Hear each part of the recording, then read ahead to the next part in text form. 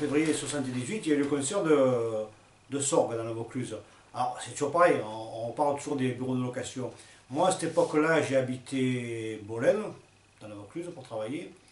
Et il y avait le magasin Mammouth. Mammouth, écrasait les prix, quoi.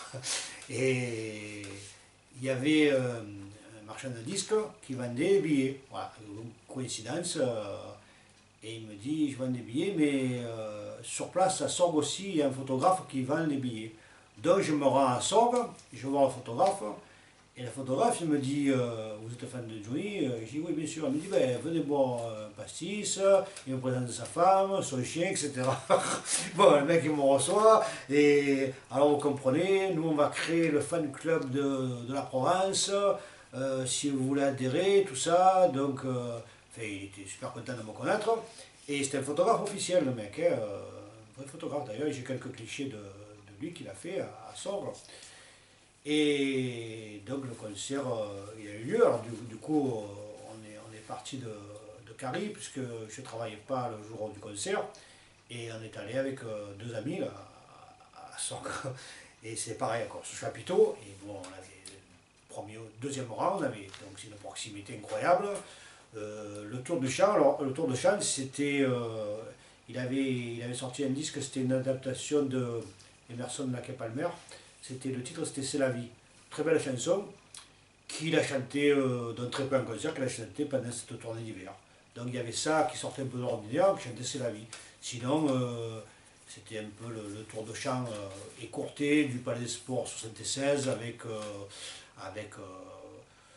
Johnny B. Good en ouverture quand même. Johnny B. Good en ouverture, ça le fait ça, comme on dit maintenant. ça fait bien, et Tutti Frutti pour finir. Un medley rock'n'roll, très très très bon concert encore une fois. Et on savait qu'à cette époque-là, il avait une Mercedes, puisque moi je l'avais vu, cette Mercedes impressionnante. Et avec ma RS7X, en revenant, on était, bon il n'y avait pas de radar avant, on était à 170 sur l'autoroute, en revenant de Sorgue. Et qu'est-ce qu'on a vu? La Mercedes qui nous a doublé, mais alors comme un avion, tu vois. Avec nous, notre petit 170, je crois qu'on a été pulvérisé. On avait le Mercedes, wow, on nous a doublé. Tiens, c'est Johnny. Voilà. Donc, petite anecdote, mais très très très bon concert. Après, alors il y a eu le fameux concert. Alors il est passé 2 jours à Marseille, il est passé le 18 juillet et le 19 juillet à Marseille. Alors là, j'ai dit, il faut bien s'organiser. Alors moi, c'était un peu le bordel, parce qu'à l'époque, je travaillais à Pierre-Latte. Et j'ai dit, bon, il faut que je prenne la matinée, une matinée pour descendre à Marseille, prendre les places. Et là, Johnny commençait à prendre de l'ampleur. J'ai connu, bien sûr, depuis les années 60, il commençait à prendre une ampleur. Mais dans la jeunesse qu'on était, la jeunesse confirmée, tout le monde voulait aller voir Johnny. Et je me suis retrouvé avec 17 personnes, c'est-à-dire l'équivalent de, je sais pas moi, de plus de 500 € dans la poche en espèces, à aller au seul bureau, je l'ai parlé tout à l'heure, bureau de location des places à l'Opéra. En fin de compte, c'était comme un petit abri de jardin, quoi, finalement, mais dur, tu vois. Et il y avait une femme qui vendait des tickets. Et j'arrive, et bien sûr, c'est un peu comme l'histoire du circus, ça, tu vois, c'était des dates d'ouverture prévues ou des dates de concert prévues, et c'est décalé, quoi. Chose qui n'arriverait plus aujourd'hui. J'arrive, il me dit non, non, c'est demain que ça ouvre. Ah, bon, donc j'ai pris la matinée pour rien. Donc là, très ennuyé, je vois mon ami Gérard de l'Estac. Je dis Gérard, lui il était cheminot, il préparait son diplôme de conducteur de TGV, donc il avait des horaires un peu décalés. Je dis Gérard, ça t'ennuierait il fallait vraiment être ami, hein, parce que laisser plus de 500 € en espèce à un ami pour dire prendre la place pour Johnny, même sans penser le pire, quoi. Il peut les perdre tout simplement, quoi, sans faire exprès. Et qui le pauvre. Alors donc, c'est une époque assez révolue, quoi. Et il me dit, il n'y a pas de problème, demain matin, j'y vais à 5 h, je compte sur toi, il y a 17 places à prendre. Hein. Il me dit, ça va. Tout ça. Et lui, il arrive, alors, bien sûr, en tant que, je l'ai dit tout à l'heure, en tant que vrai Marseillais, des quartiers, des stacks, etc. Il arrive, il dit, oh, ouais, je veux 17 places. Fort et tout.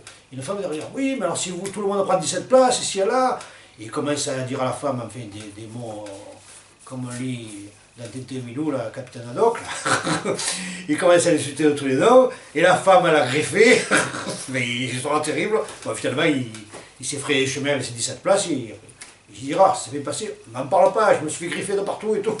Et c'est vrai que c'était pas battu la femme, bon.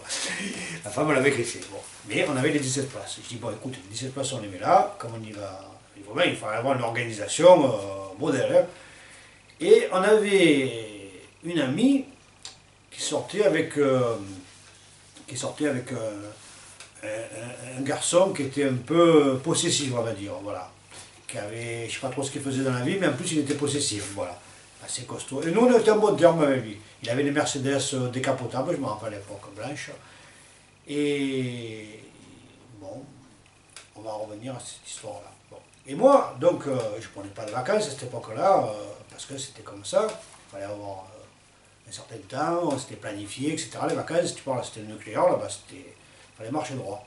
Et je vois mon chef de service, je dis, je vois Johnny, bon, je calcule, je dis, il faudrait que je parte l'après-midi pour être à Marseille le soir, et demain j'irai au travail, parce que je ne peux pas faire autrement. Et je vais voir le chef de service, je dis, voilà, est-ce que je pourrais prendre l'après-midi? Chose exceptionnelle. À l'époque, tu n'osais même pas demander une heure, ça ne se faisait pas. Il fallait être un employé modèle. Alors il me dit, pourquoi faire? Et je dis, parce que j'ai des choses à faire à Marseille, comme ici, j'ai pas mon adresse principale, il faut que je descende à Marseille. Il me dit, bon ben allez-y, mais demain vous êtes là. Je dis, oui, bien entendu, demain je suis là, mais c'est des documents administratifs importants que j'ai à faire, etc. Comme quoi dans la vie, il ne faut jamais mentir. Ça m'est arrivé 2 fois de mentir, c'est tout. Marseillais, bon. Et donc je descends, voilà les collègues et tout. Et on passe sur le port de Carie, et notre ami, notre connaissance, il voit que sa fiancée, entre guillemets, était avec nous, il appelle, et il commence à lui mettre des baffes. Alors, il dit, mais, on va le voir, il dit, mais arrête-toi. Oui, tu comprends, elle fait la belle avec vous, elle m'a pas dit bonjour, enfin, bon, je sais pas exactement, mais tu vois, bon, donc, vraiment, le mec possessif, tu vois. Il fallait pas trop non plus insister avec lui, parce que, bon, on ne sait jamais, on peut se retrouver, nul sait où. Et, bon, bref. Donc, la pauvre, elle avait un peu des hématomes, mais elle est quand même venue avec nous. Malheureusement, ça existait, hein, c'est comme la vie. Hein, bon, on va voir Johnny.